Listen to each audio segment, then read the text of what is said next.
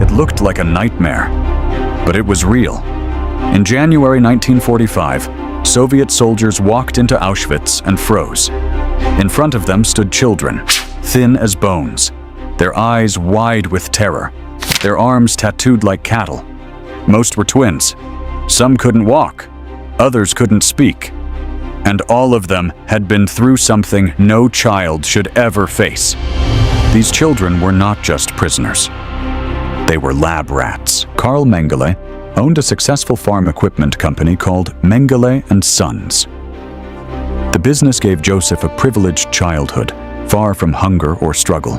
He was the oldest of 3 boys, and his parents expected great things from him. As a student, Jews and other targeted groups, ghettos were created to trap Jewish families. Deportations followed, and finally, there were the camps. Auschwitz-Birkenau wasn't just a camp, it was a machine built to kill.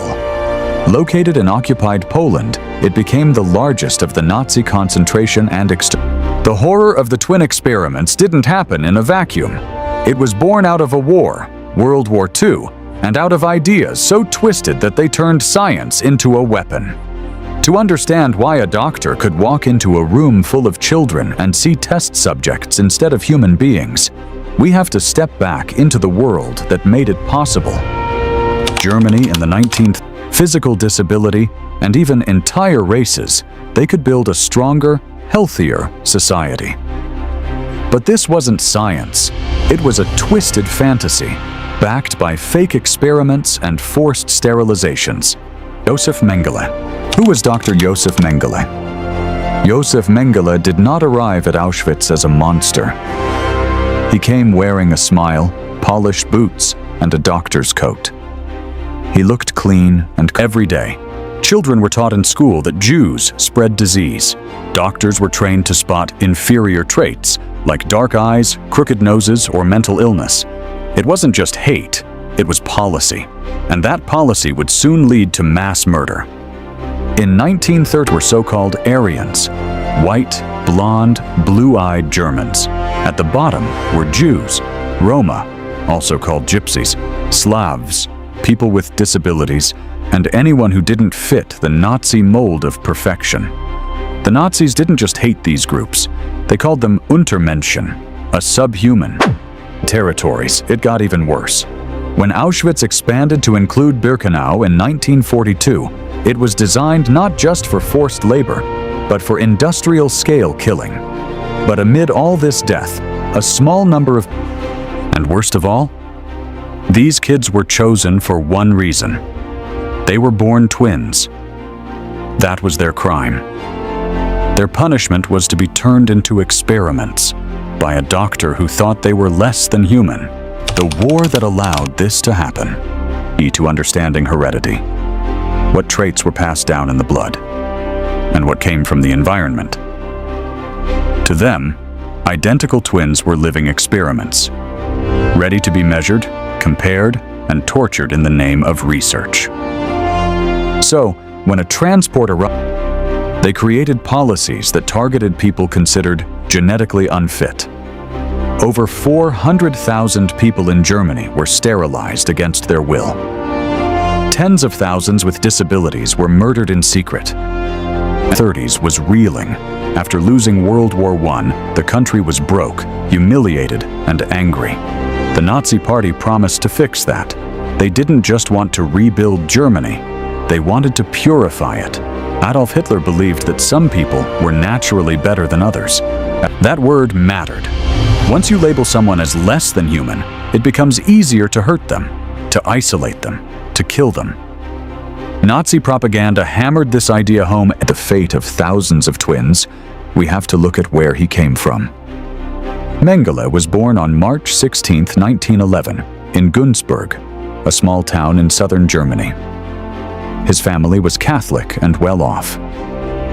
His father, Joseph, was bright. He loved music and art, but science captured his imagination. In the 1930s, he enrolled at the University of Munich, a place that had already become a center for Nazi ideology. He then studied anthropology and medicine. In 1939, Hitler invaded Poland, starting the Second World War. The Nazis quickly overran much of Europe, dragging millions of people under their rule. And with that control came a deadly plan, the final solution.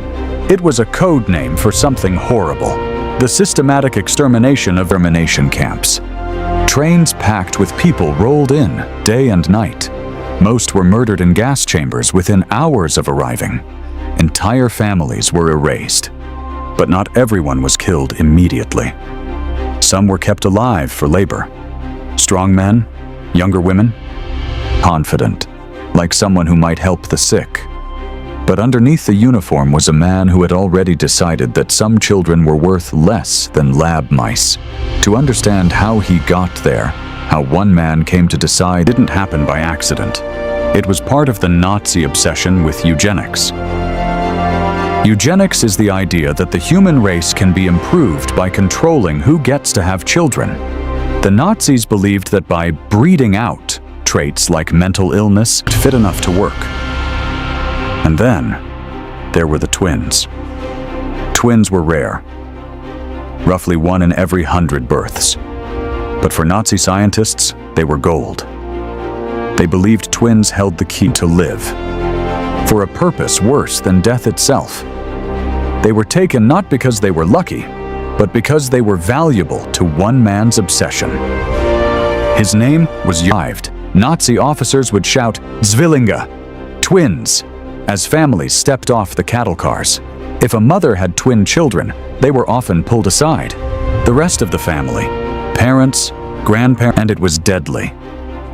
The idea didn't start in Germany. Eugenics had already taken hold in parts of the United States and Europe in the early 20th century. Even older siblings were sent to the gas chambers. Sometimes very young children were allowed to stay with the twins for a while, just to keep them calm. But eventually, they too disappeared. This practice